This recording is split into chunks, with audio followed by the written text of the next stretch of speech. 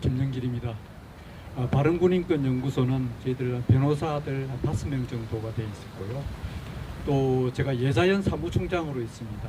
코로나 시대에 예배를 지키기 위해서 저희들 법조인들 및 변호인들 한 20여 명이 돼서 코로나 시대 한국교회 예배를 지키기 위해서 결성된 단체가 저희 단체입니다.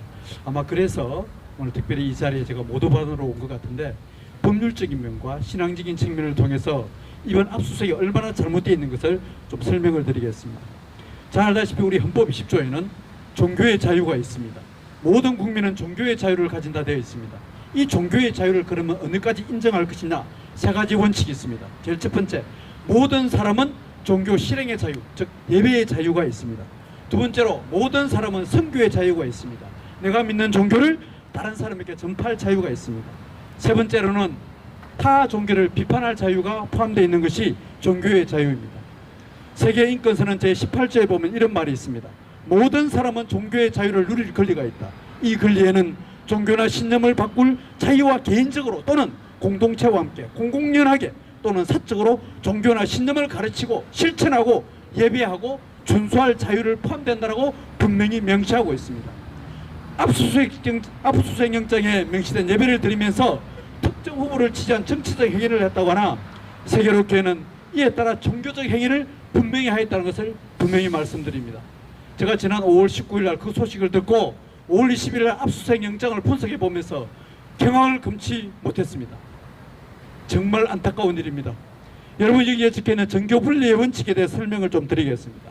정교분리의 원칙은 1792년 미국의 수정헌법에 따라서 자유민주주의 국가계 헌법에 명시되어 있습니다. 우리 헌법 제20조 2항에 포함되어 있죠.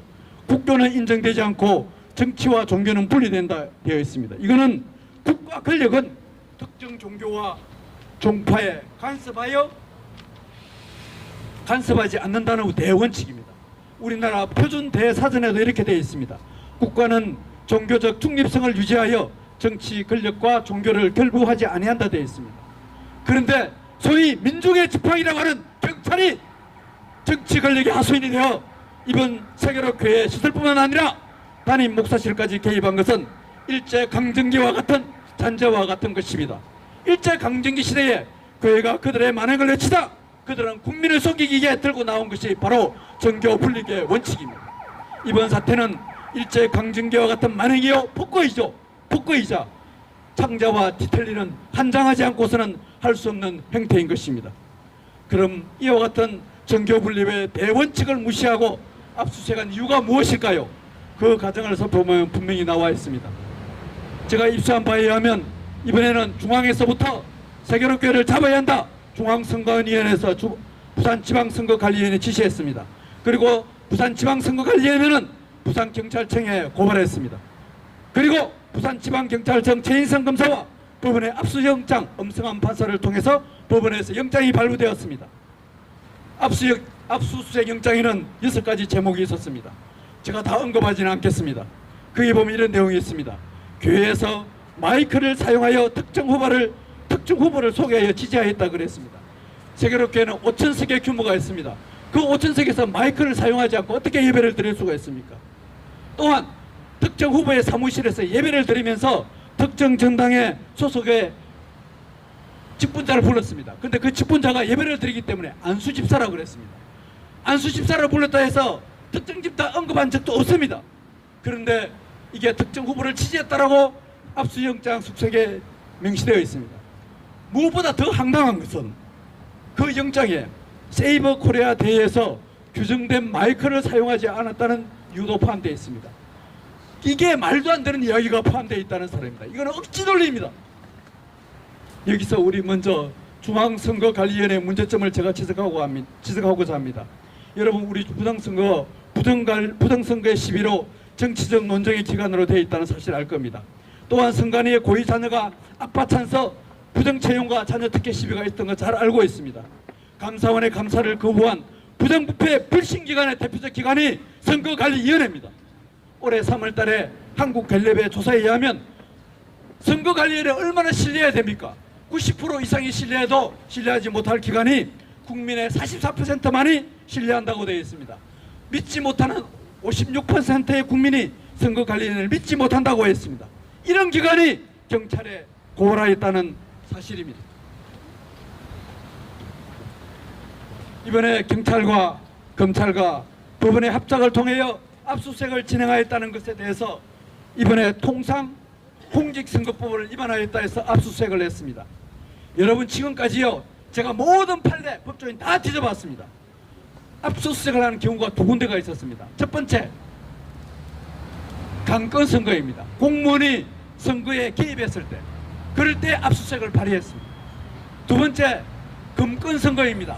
특정 후보가 돈으로 매수하거나 표를 위해서 음식을 제공하는 경우, 그럴 때 압수수색을 했습니다. 정권 확보하기 위해서. 그 외에는 한 번도 공직선거법으로 압수수색을 한 경우가 없었습니다. 그런데 이번에 압수수색을 한 거예요. 방금 우리 최영남 이사장님께서 말씀하셨잖아요. 이런 경우 선관위에서 설사 우리 목사님들이 강단에서 그런 경우가 있더라도 경고 정도는 할 수 있어요. 그런데 압수수색을 했다는 것은 이것은 도저히 묵과할 수 없는 일인 것입니다. 특정 정치 세력의 하수인이 되지 않고서는 압수수색과 영장을 발부할 수 없고 집행을 할 수 없는 것입니다.